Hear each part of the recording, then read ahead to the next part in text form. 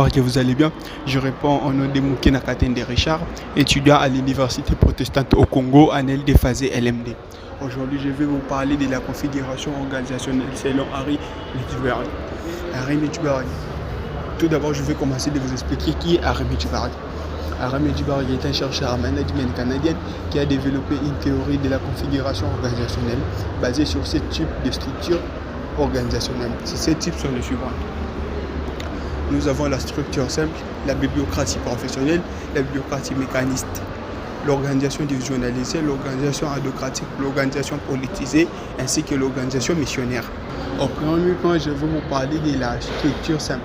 La structure simple, c'est généralement une organisation de petite taille, relativement jeune, où les mécanismes de coordination prédominants est l'ajustement mutuel ou la supervision directe. Le pouvoir est très centralisé, la hiérarchie est très réduite, voire inexistante. La composante la plus importante de l'organisation est les sommes stratégiques. Passons au deuxième point.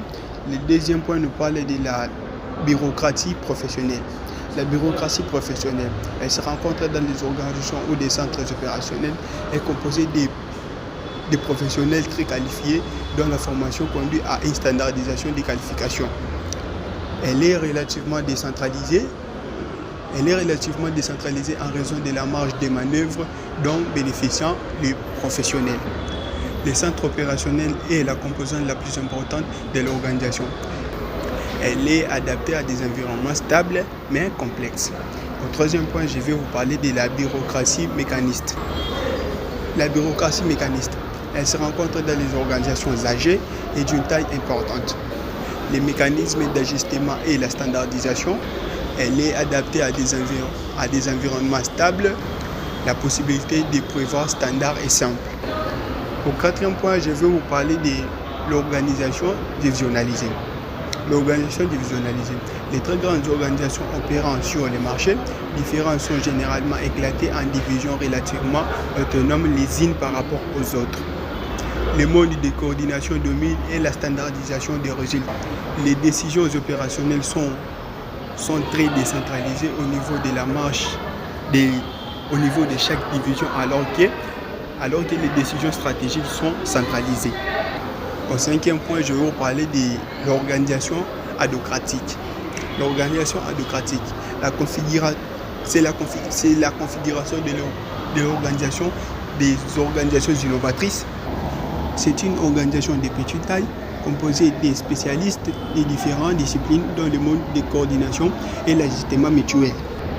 Les centres opérationnels est constitué de professionnels dont le travail est peu formalisé. Elle est adaptée à des environnements dynamiques, stables et complexes. Au sixième point, je vais vous parler de l'organisation politisée. L'organisation politisée, c'est une organisation où le jeu de pouvoir entre les individus domine le fonctionnement de l'organisation. Il s'agit d'une organisation en crise où l'essence de la mission est perdue au profit des jeux de pouvoir. L'intérêt personnel, le membre prend le pas sur toute autre considération. Et enfin, le septième point, je vais vous parler de l'organisation missionnaire.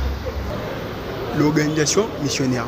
Dans cette configuration, l'idéologie définit les normes et les croyances qui vont standardiser les comportements et assurer une forte coordination.